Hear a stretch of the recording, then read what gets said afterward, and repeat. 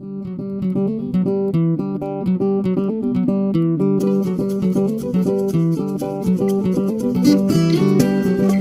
to this journey where we dialogue with thought and heart leaders to share their reflections on human condition and how to improve them. Today we have with us Nigel Linacre. Nigel is a co-founder of the Big Life course providing experiential learning and development. He's also been co-founder in the chair of Well Boring, a charity which provides safe water for 140 schools in East Africa. He's also been co-founder of Extraordinary Leadership and Lead Now. Nigel has authored many books on life and leadership and a collection of poetry. He's also been a co-author of Leadership Paradoxes. Nigel, I have this thing where I begin my conversations, my dialogues with beautiful souls like you by taking or trying to get into how your childhood was. So, it would be wonderful to understand if there are any memories you could share about you as a child, anything very distinct that has stayed with you for a long, long period of time. Well, here's the funny thing. I once was a child. Well, we all were, right?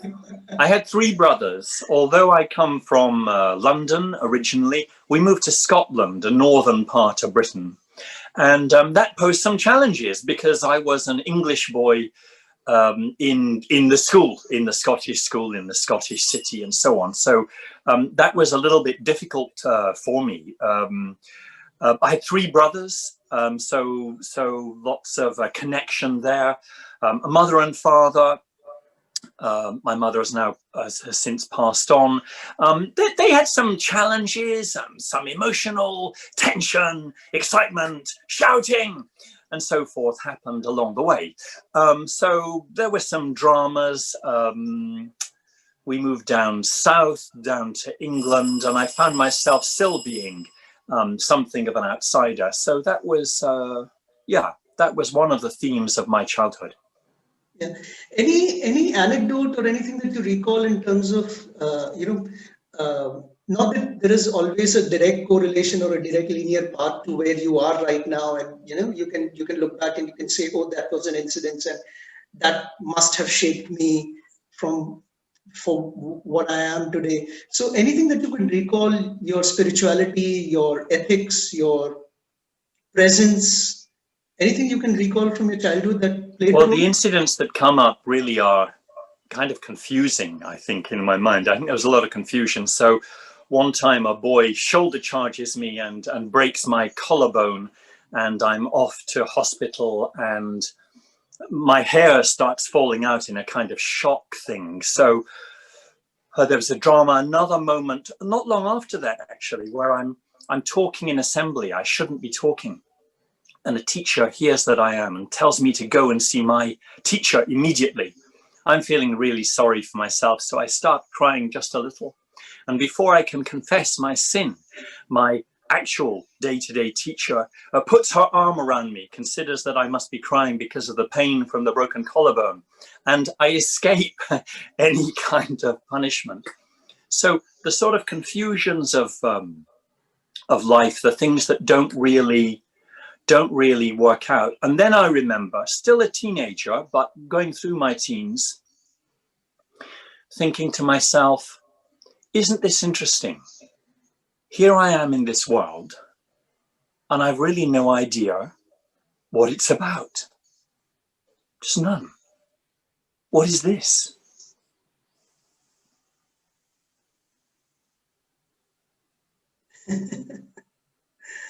Yeah. In fact, what you just said and presenced,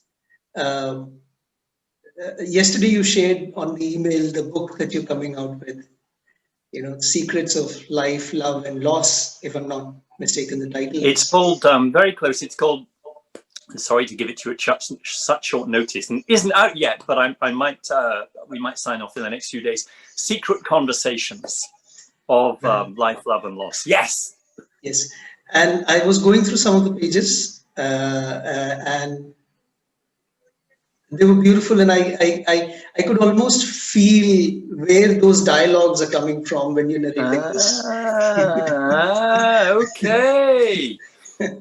Well, it's like, here we are, right? We're in this world.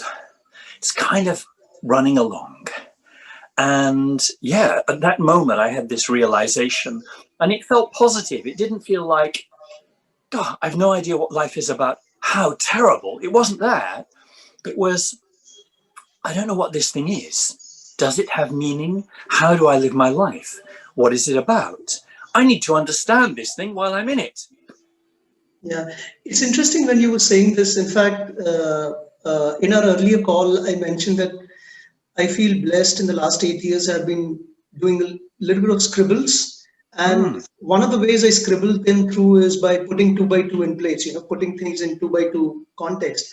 So when you were mentioning this, the 2x2 that came to me was, knowing and not knowing. So imagine there is knowing on the x-axis and not knowing on the y-axis. And then you have a degree of knowing which is higher or deeper, and the degree of knowing which is not so deep, let's say. And similarly here. And both of them could create debilitating conditions, because sometimes when you come in touch with some reality which is not this reality, and it's a more embedded, more encompassing reality, even then it could debilitate a person. And at the same time, sometimes when you don't know about it and you're struggling and you're confused and you just want to get there, and even then it can be debilitating. But it's so nice to know that you did not have, while you did have these confusions, the tensions, but it was not a debilitating one. Why do you think that was the case, or do you want to speak to that? That's a great question. I think, again, I don't know. I just had the feeling, when thoughts come to me, it's as though there's a tone or an energy with them. I can sense the tone or energy. If and when you have a fearful thought, right? A fearful thought, it'll kind of like, there'll be that, right? It's somehow in the thought. It looks like it's in our response. I'm sure there's a bit of that too. So when thoughts come to me, they have an energy, and they might come with a reassurance or not. And when they come with this sort of blessed reassurance, I'm like, whoa, okay. And in that context, and I don't remember this detail now, right? But it would have been something like, so, okay, I don't know what this is. This could be exciting. Maybe I could find out. And then, as I recall, I pretty much approached people and said, well, this life thing, what do you think? What is it? And they're kind of basically going like, okay, Nige, do you want a cup of coffee? I mean, what should we do? And I'm kind of going, well, no, hang on. What do you make of life? And so there's this slight mismatch, right? So then I realized that most people, most of the time, aren't that interested in what this is. Which is okay, right? I mean, there could be a time and a moment and a thing. So I don't actually go around. I mean, after that, I actually go around and say, hang on, what is your life about? I mean, unless there's an invitation, right, unless it's appropriate, unless there's a feeling that this could usefully now be explored. Yeah. It's interesting. Another curiosity that comes to me is, you have this thing, we all have this thing called the realization and the actualization. I mean, the way I parse this is, realization is where you keep realizing a little deeper, a little more lighter, in terms of with more light. And the actualization is where you have to integrate it in your, tiny acts that you keep doing with people around and with your own self. And sometimes the path it's pretty bumpy for some people sometimes. How did this early realization for you shape the next few years for you? And if you can share something around that? So I think what you say is super interesting, how you're looking at this, of the realization and the actualization. And, it would be nice, wouldn't it, if I could say, well, what's happened in subsequent decades is I've just kind of gone like that, and it's not the case at all, right? Yeah. lots of undulations, lots of up and downs. I think quite a good metaphor for my journey would be like waves on an ocean. So sometimes I'm on the top of a wave and I can see distance and I can see around and the panorama. But then sometimes I'm in a trough, and when you're in a trough, all you can see really is sea. And then maybe there's a bit of sky up there, right? But you're not looking up, so really all you're seeing is sea. So there have been long periods in which my journey has been not really going anywhere at a deeper level. I've just been managing with life. And then there have been periods where it's really been flowing. There have been dramatic moments, powerful breakthroughs, periods in which I've worked more diligently, and then other periods in which I've lost track, and I've lost sight of that there is any track at all to lose. I'm just like busy doing life. Interesting. But the curiosity, the bigger thought of what this is and how we do it and so on, keeps somehow pulling at me, keeps somehow tugging at me. So usually when I'm off track, I want to get back to the track. And when I'm on track, then it's flowing nicely and well. Interesting. This being on track and being off track and then vacillating, and maybe in form of the oceanic that you described, how did it work in your work life? How did it shape or affect your work life? Well, I think the thing is, work life continually got in the way. It's like, so, Sue and I got married early. We had kids, lots of responsibilities, there's this whole kind of work area of companies and businesses and things to go into and be successful and get promoted and run things and go forward and engage with it and be seen to be successful. So that got my interest for kind of 10, 20 years, right? In there, doing it, quite absorbing. And it can be fun. I mean, it can seem really important, right? And it kind of is in terms of fulfilling obligations, meeting debts, paying rent, property. We have mortgages in Britain, property loans, all of that, right? Fear of not having all that stuff. So you kind of get sucked. I get sucked into, I walk into and get sucked into all of that for long periods.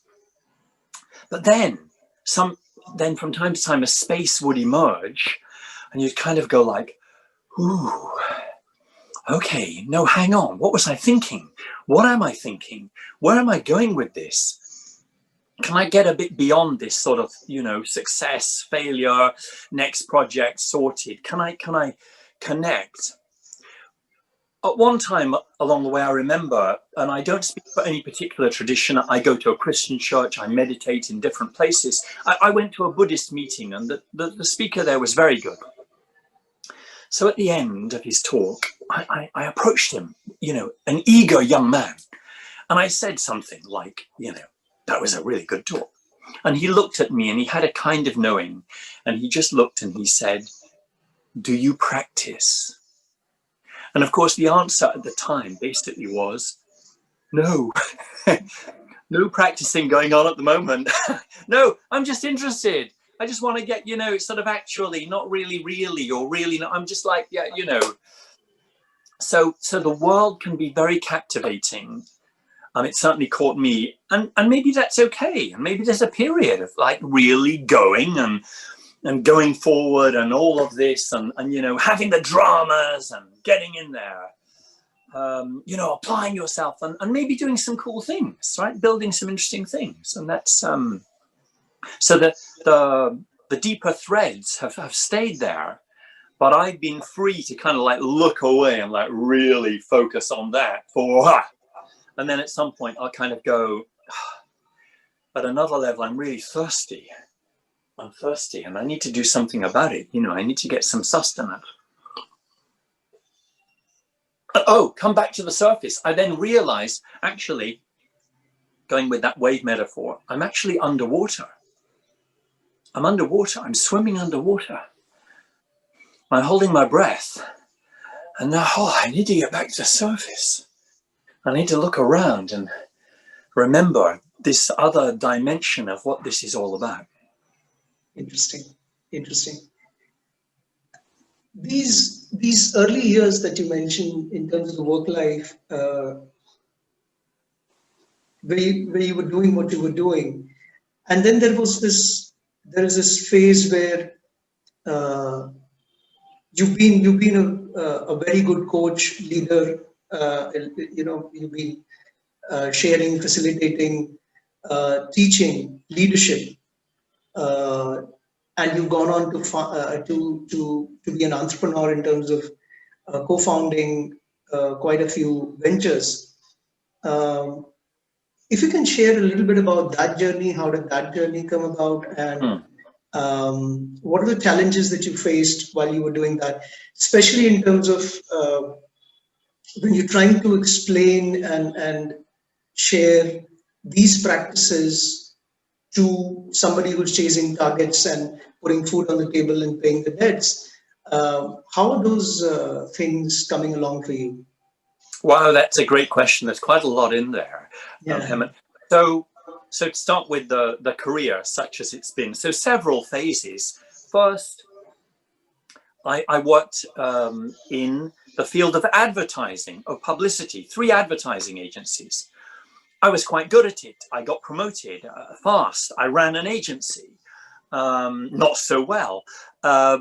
I did a book, it's called Advertising for Account Handlers. It's the account handling is the kind of main person in the agency, as was called the account person, account manager. And it went quite well.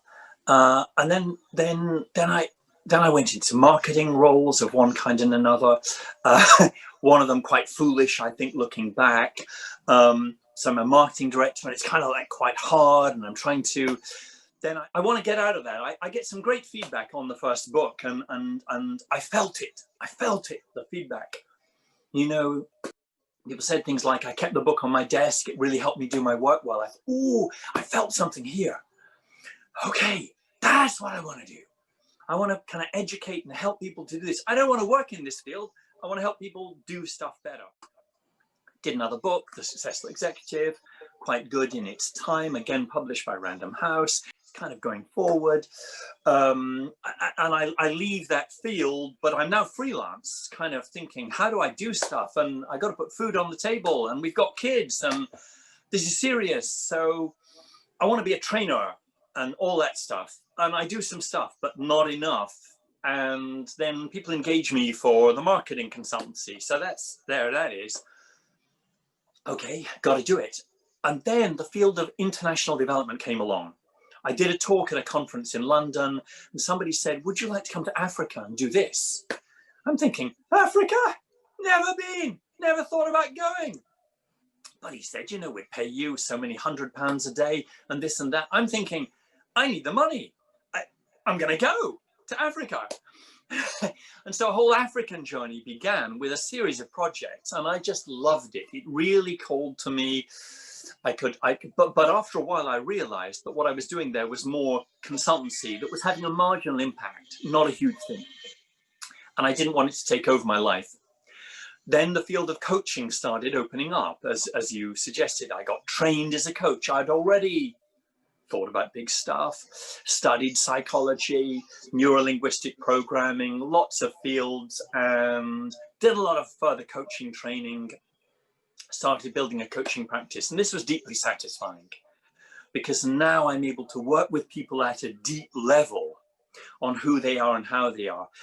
Along the way, I've been a director of various companies. I've set things up and so on, 1 or 2 other kinds of voluntary organizations. And this is now really engaging for me because I'm able to go to a level of depth. And my expertise in communication, in thinking about life, in putting stuff together is coming through now, including my struggles, my difficulties as a teenager,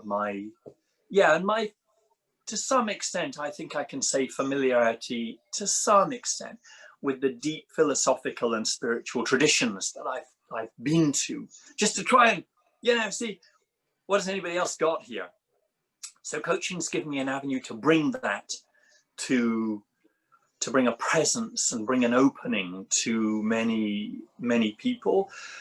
The African stuff turned into running leadership journeys, taking people, mostly Europeans, to Kenya and South Africa on leadership journeys that really opened them up to what Africa brings, which is extraordinary. I've been to India from time to time. I love it. But somehow these leadership journeys have run in mostly in Kenya, also South Africa. And then then that's great. But then another thing comes in, which is, well, you know, I'm like working with 10, 20, 30 people as a coach. How do I bring this to more? And then some wonderful companies have engaged me for leadership development, and then working with tomorrow's leaders in larger numbers. And then we set up a thing called Lead Now, which has worked in about 30 to 25, a number like that, universities. Again, reaching out. And most recently, the Big Life course online, response to lockdown and all that, where again, I want it to be scalable. Because, okay, if you can bring something powerful to one person, good. But what about 2? What about 10? What about 100? What about 1,000? You know, so let's go with bigger scale is where I am right now. Yeah.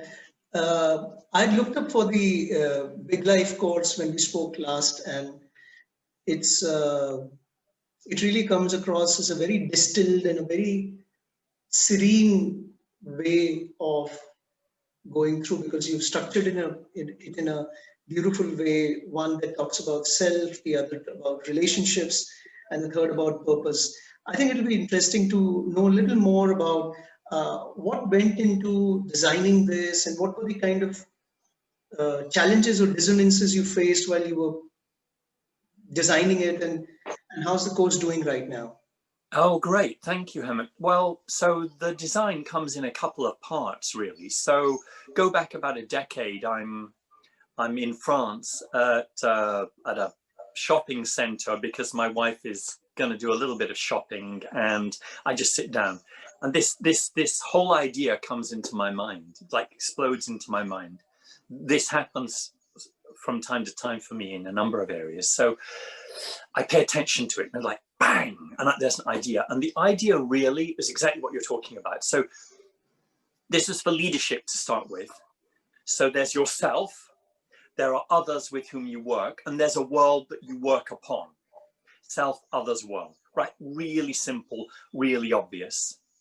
In a leadership context, I then thought about a second dimension where you think about now, and then you think about the future that you're going to, and you think about the path as you go along.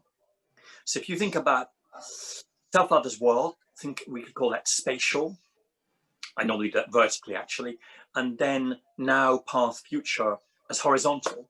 And that became 3-dimensional leadership. There's a third dimension I'll come to, which got published, got a little bit of stuff around it.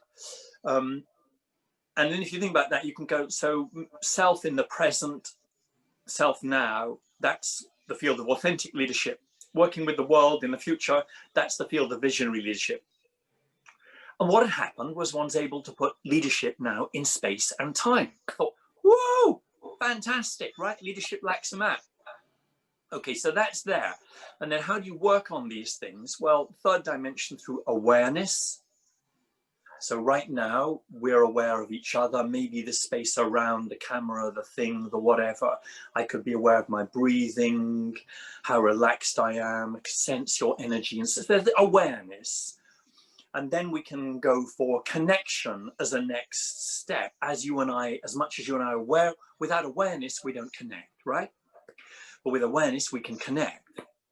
Cool. And then connection is necessary for the third part, transformation. So we now have awareness, connection, transformation, a nice little acronym to remember it by ACT, A-C-T, right? So the act of leadership. So anyway, had that running leadership, great, really nice map of leadership and how to work on it. Now, in the Big Life course, we are bringing this to international groups, because the first thing that happens with each Big Life course session is people are dialing in from anywhere. I mean, India, Kenya, America, the Netherlands. I mean, just distance doesn't exist anymore, right? Which is fantastic. So very international groups. And on the Big Life course, we do 4 sessions on being yourself, being able to be calm, present, connected, right? So when I was a teenager, I spent a lot of time doubled over in stomach pain from nerves and anxiety. I don't know how much time, but I mean, it recurred, right? From time to time.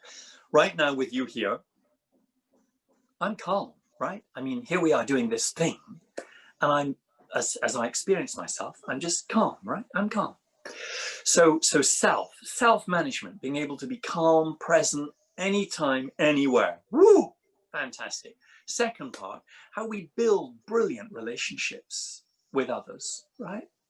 I have a little question I ask. How many people does it take to improve a relationship? Looks like 2, right? I say it only ever takes 1. Because the other person would always prefer a better relationship to a worse one. They might not think it's realistic. They might not think you like them. They might think there's this problem we can't talk about. But in principle, who wants to have bad relationships, right? To improve relationships, building brilliant relationships. And the third part then is about our work in the world. Then we have 4 sessions on that. So it's a really powerful pattern. We have an hour and a half each time, and the sessions are phenomenal. Right now, I think we have what we call the early adopters coming. But word is starting to spread, so more people are coming. And I believe the Big Life course can enable thousands of people to live better lives.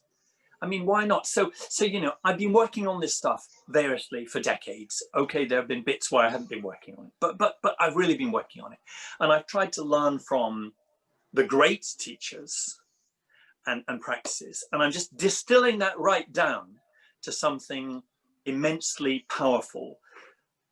What I want to add is, what we're really doing, however, is creating powerful spaces. You know, what you do in your interviews, Hemant, I think, is essentially you're creating a space, right? And you're getting me to share. Brilliant. And that's what we do on the Big Life course. We create spaces in which people are able to relax and be present and connect with others and enjoy it and come to their own answers that may be right for them, will be right for them at that moment in time. So when people come on the Big Life course, they're finding their own way forward. We're just helping them to do that, which is what coaching is, right? Interesting. Thank you so much, Nigel, for sharing that. Interesting. No, I'm excited about it. It's like, it's a thing. We're doing it. Yeah.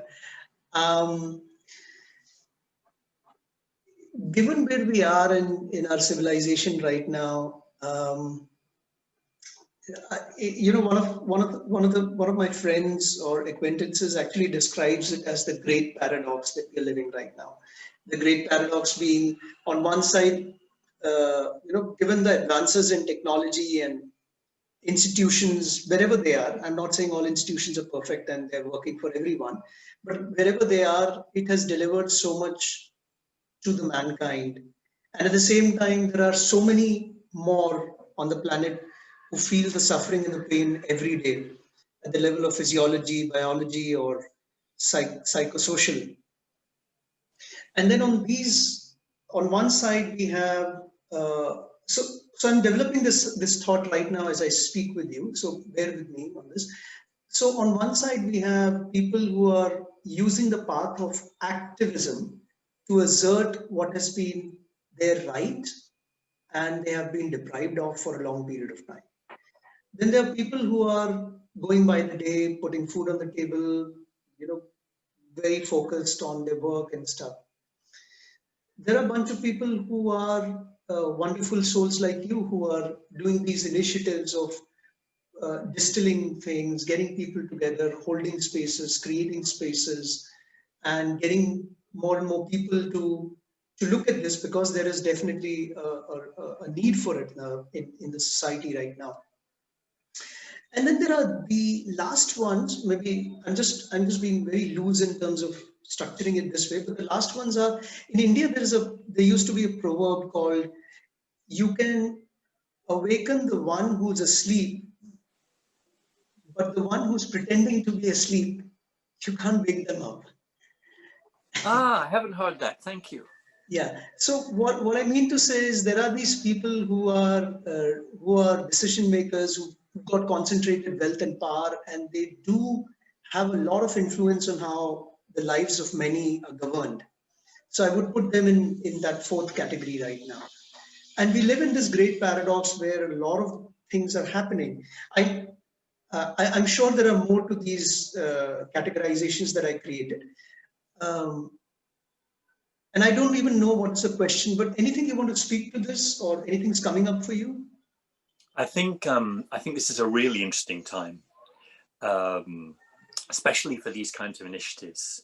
You know, here we are, and we're technologically connected with one another. We can really reach out powerfully. So I then start thinking about, well, where are we really, and where are we stuck? Where are we unable to move forward? I've had the opportunity to work with leaders, managers in many countries, 4 or 5 continents, and so on. And here's what I see.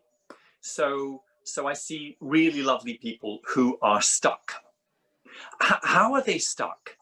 Well, they're stuck really, first of all, because they're mostly existing inside their minds, their mental minds, not their heart. They're here. And they're cycling around with pretty much the same thoughts pretty much every day. So that's where they are. And why are they stuck? They're stuck because there's a sense of self-deficiency, which is hidden. So these may be like the people who are not really asleep, but pretending to be asleep. How are you? I'm okay, I'm fine. How are you? I'm fine. Yeah, we're all okay. Yeah, good. Yeah. No.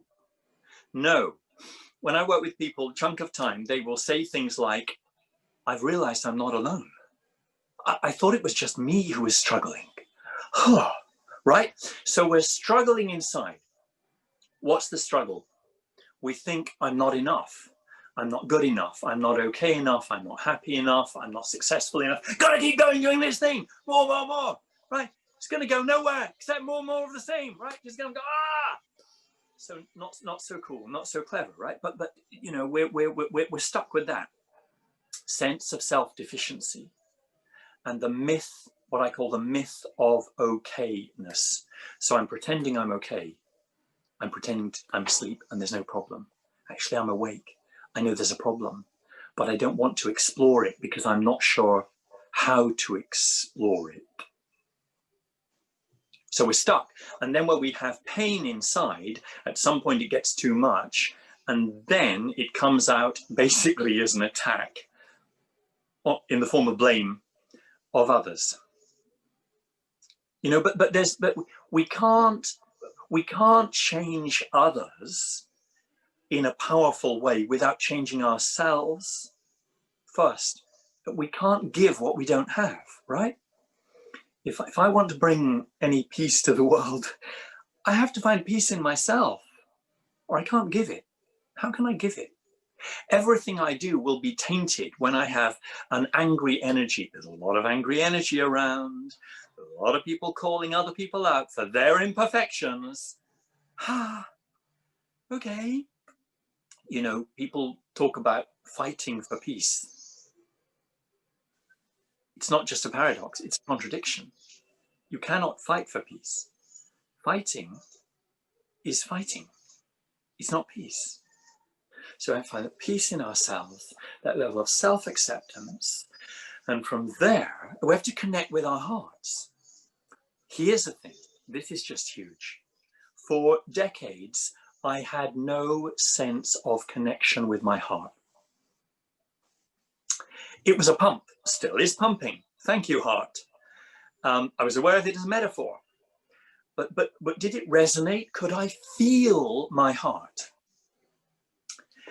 Do modern managers and others and people have to work in these really tight, difficult environments with pressure and this and that and so on. Anyway, it was the same in their childhood. And many of us remain disconnected from our heart. We're stuck in our heads. The good news is we can make progress so easily. It's not that hard. A couple of things that are coming up as you were sharing your insights, Nigel. I'm sure that whatever be the definition of wrong and bad for different people in different group, if we were to unpack that through reflection, through presence, through dialogue, we would find that there is some truth somewhere also. So I'm sure that we are also not saying that there isn't imperfection, there isn't wrong, there isn't bad, and there isn't a case where things are not. I mean, we're not saying the statement that it's not working for this group or it's not working for me is a false statement always. We're not saying that, and I believe that we both would believe that statement. What I hear you say maybe would be that yes, and then what? And then in that sense, you're saying that there has to be this case of individual responsibility and creating a sense of deeper awareness and deeper presence. And with that, strike connections and work towards a purpose to assert it in the right manner rather than coming from a position of vindictiveness and, as you said, fighting for peace. Would that be a right way of? I think that feels very right. Clearly, and there I'm using the word right already.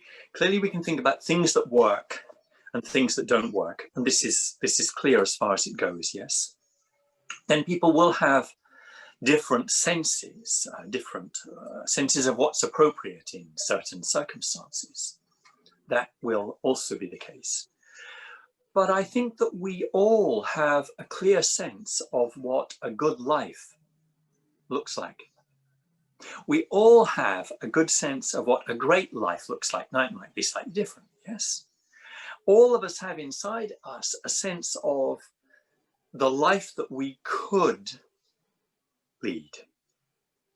Now, that could be, becoming a great painter or a phenomenal parent or a loving neighbor or someone who writes a great poem, or I'm not saying what it is, right? But we all have a sense of what a really good life could be. And most of us also, if I were to ask, do you feel you are living the life you could lead? Do you feel you're being the person you could become? If most people, if we really explore it, will have a sense that there's more that they could be going for. But it's difficult because we tend to judge ourselves and blame ourselves. So then we want to do the, it's not my fault, it's not my thing, it's a struggle, it's, and make all those. So we have to have a culture of not blaming ourselves and not blaming each other for being imperfect. I'm terribly imperfect. I can be thoughtless and inconsiderate. All of these things. In fact, I'll often ask people, I say, if I'm working with a group, I say, please raise a hand if you are perfect. It's a stupid question, right? So we're all on a path, we're all on a path, and we may be moving on our path, or we may be pausing, or even going backwards. But there it is, and it's calling. It's calling. And there's only so much time in this life anyway. There's only so much time. So this seems to be like really important. So the business of, what am I going to have for supper tonight? Who said hello to who yesterday, and what did they say? This stuff seems relatively trivial, right? Right now we're on bigger stuff about life. This is more important. This is where we ought to be spending time. Interesting. If I were to believe, and I were to invite you to believe, that there are scriptures written in different geography and they belong to different religion. And if we were to hold it true that these scriptures were written thousands of years back or hundreds of years back, I'm not saying that all the scriptures would overlap in exactly the same way, but there would be certain things in which they would be similar and there would be certain differences in them.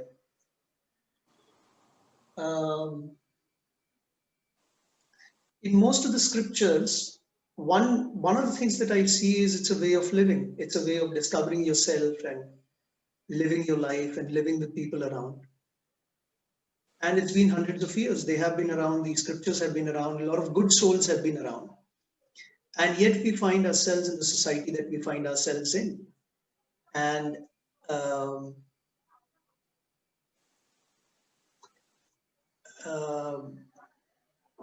yes, I think that's the project of our life, that we see this, we soak it in, we see what we can do in terms of our own presence, our own understanding, and then let that guide our actions towards relations and purposes that you mentioned. Anything you want to speak to that? Yeah. Yes, thank you, Hemant. Well, first, a broad agreement with you. If you study the scriptures of different traditions without getting hung up on specific contexts, I believe there's a common heart and center. And I believe pretty much all the great teachers have been trying to communicate the same things to us, that we can get them. And so that is that. In addition, however, you've got to do the work. You've got to, well, we can pick up something that's quite common now called, label mindfulness, right? You've got to practice stillness. You've got to practice connecting with your heart, with whatever. You've got to practice journaling, reflecting. You've got to somehow get to more of a level of honesty about self and the things that are triggering self. You've got to be willing to look at yourself a bit and see. And you got to be willing to do the work. Otherwise, it's just verbosity. It's just words. Yeah, words. Yeah, things. I believe this. I believe that. Great. So what? So what how are you going to do the work on yourself? And I think pretty much all the spiritual teachers would really be inviting, although I'm not sure the people writing the stuff down always recorded it. We got to do the work, guys. Not just listen to this great teacher, but we got to do the work. But we have to do the work.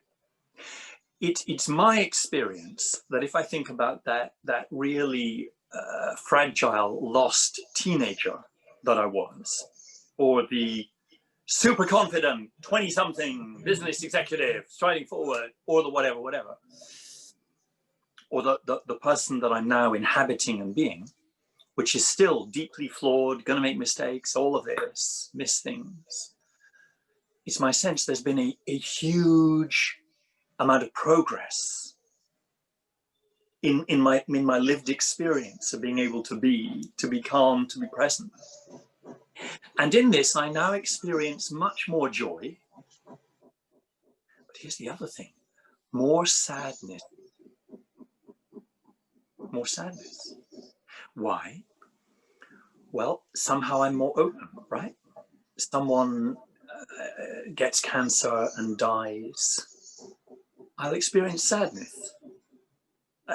And I wouldn't want to not experience sadness, right? In that time. I've written a couple of books about happiness. Happiness is no longer the goal. It's not it. I mean, nice, sure, yeah, be happy. It's quite easy to be happy, actually. If you get past the stuff here, it's quite easy. Not the goal. It's not the goal. Interesting. Almost 100 years back or 125 years back, in this side of the planet, a soul walked, a saint walked, a thinker walked. His name was Vivekanand, Swami Vivekanand. And the word Vivekanand is basically, if you do the meaning of it, it's steady state of wisdom, where you don't get too attached or detached with the good, the positive, at the same time not get too debilitated by the dark, the negative. And to be able to be in that state constantly, and it's a dynamic, it's a process, it's not a goal in the sense, it's a process. And I believe that you're hinting at that because, and because you've expanded the circle of sentiment in the words of Peter Singer, the thinker, psychologist Peter Singer, where he talks about expanding the circle of sentiment where you can feel what the others are feeling, but then also use it to work towards alleviating it, wishing at the very least. I like some of the things that you wrote. By the way, I read the first few pages, which is about 30 pages of your book that you shared with me. And I loved one of the practice that you do. Oh, that's great. Sending light. Ah. And that's the least in the starting that you can do, and then you can go on to have other actions also. So I love what you said there about from Peter Singer, which I didn't know, or if I did, I've forgotten it. But expanding the circle of sentiment, I think that's really, really important.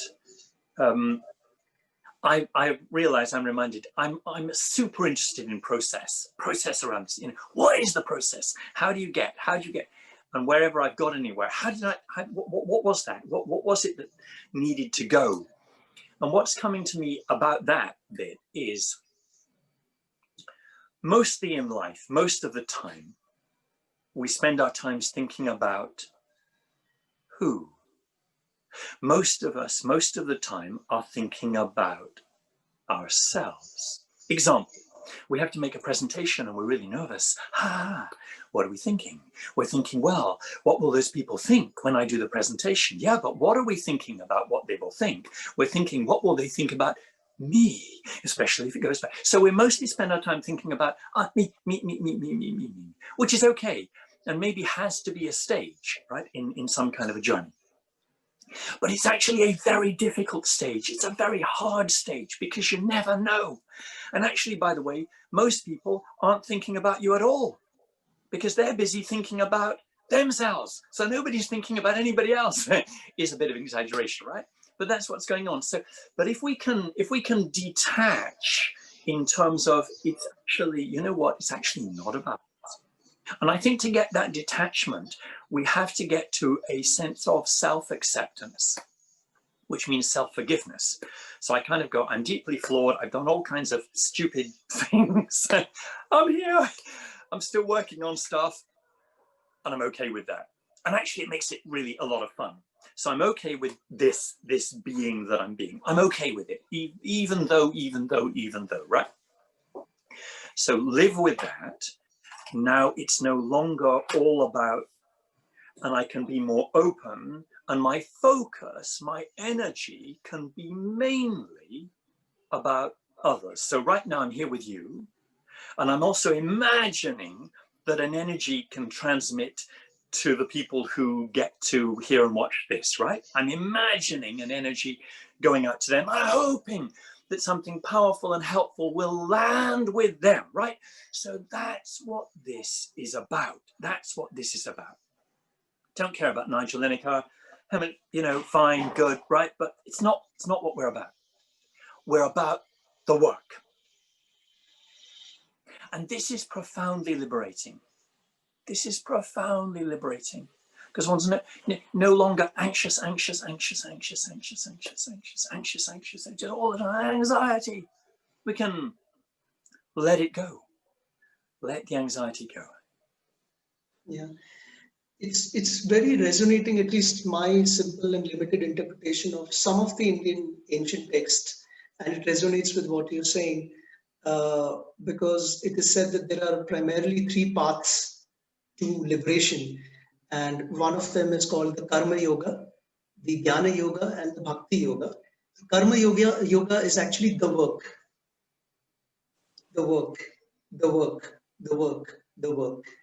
And Gyan Yoga is in the service of a better understanding constantly. That guides your action, which is the work.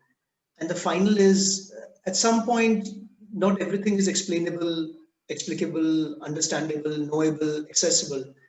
So then there is this belief or trust in a placeholder, whatever one may call it, from whatever belief systems that they come from. And that's the Bhakti Yoga. So it resonates with what you said. That's lovely. That's beautiful. And there's so much that I don't understand and don't know. But I've had in mind as my, and I think there's probably nothing that's completely new in anything that I have to say. I think it's all been said many times. But one tries to find a way, a language for today, a process spaces like the Big Life Course that can enable things to happen in a way that somebody teaching 1,000 years ago may not be able to do now, right? So we try and find a fresh language and that's here for this moment. Yeah, and another important thing to support what you just said is, because you've been living with those experiments, your experiments with the truth in some way, because you've been living them and distilling them, then there is this first person, living person sharing also makes a lot of authenticity to it. Well, if you can give up the feeling of inadequacy, if you can let go of that, as much as I have, I mean, to a matter of degree, but if you can give that up, then you don't need to hide behind a mask. You don't need to pretend. You don't need to, should I say this? Should I say that? What will look good now? Maybe I should not say this, but I will fit in me. A part of me, is like, could worry. That absolutely could happen. But with any luck, we can be in a space where it's just evolving, right? It's just coming through and we're allowing it. And here's something. I think of everything that I have as being a gift. Every idea that I have is a gift. Every word in secret conversations is a gift. Every talent that I have is a gift. Okay. So now the question is, am I going to allow that to flow and to go and to move forward? Yes. Am I going to allow that? And when am I going to allow that? I try and often fail to sense. I mean, I ask for guidance. I ask to be shown. I ask to be led. Yes. By whatever is leading me. And as you hinted, people will have different language that works for their construction of the world and how this is. And I want to respect how people see these things differently. Fine. So I'm either imagining or hallucinating or experiencing this guidance through my life. For me, it's completely real. And this is absolutely and profoundly life-changing, of course, right? Of course it is, right? Because now it's a different game. It's a different game, right? Interesting. The next statement was never planned for this conversation, and we never planned anything for this conversation. It has been absolutely. So it wouldn't be planned. It wouldn't be planned. But I had thought about getting this thing, but then I dropped it, and now I'm just thinking, given the space that we are in right now, can I request Nigel to read one of his poems? Sure. Yes. Okay. One of my poems. Yes, you can. And if you want to pull it out pull it out. Yeah. I can say a poem. I think I'll go with a fairly short one. We'll see how this lands. It's one that I know. I've written lots of poems, but I don't know them all offhand, and I would prefer if I can say one I know then. Yeah. Okay, this poem is called Love Knows Love. Let us not darken this day, or each and any instant slay, but to this now attention pay, for it is life. in every way. You seek the answer that is clear, but never see that it's right here. You're blinded by a crippling fear and cannot feel the love that's near. Love knows love and knows no other. A critic could become a brother. The key is not to change another, but yourself become the lover. You know all this will soon be gone, and you may see your works outshone, but know your love will ripple on. The work of love is never done. Wow. Wow. Amazing, Nigel. Amazing, amazing. Does it resonate? Can you feel it? Yes. You can feel it? Yes. Woo! You can feel it. Can I mention something else that would be that I hope could be helpful? I believe it really can be. So we've been thinking in the Big Life course about how we can help people. There's a new lockdown coming in some European countries. We're going backwards. It's a really tough time. And the Big Life course is fantastic. People can come on that and so on and all of that. But we're creating a thing which is starting in November called How to Survive a Crisis. And it's going to run on Saturdays, and people can come and pay what they like. You know, I mean, £1, $1, they can pay what they like. They can pay a lot. We don't mind. You know, things have to be sustainable. But anybody who's finding this is like, you know, a challenging time and they want to move forward, just go to the Big Life course and register for How to Survive a Crisis. And I will give you everything I can. I give you, I mean, you can put a few rupees in or whatever you feel like, right? And we'll just share and we'll work on making a difference. I mean, you know, this is important. People are struggling and we got to respond, right? And I hope and wish that you're able to get people to resonate with this and they come and do share this humanity and become part of your community soon. Thank you so much, Nigel, for your time, your warmth, Thank you your insights. so much for your questions, your thoughtfulness, your presence. I've loved being with you. Thank you so much, Nigel. Thank you so much. Thank you.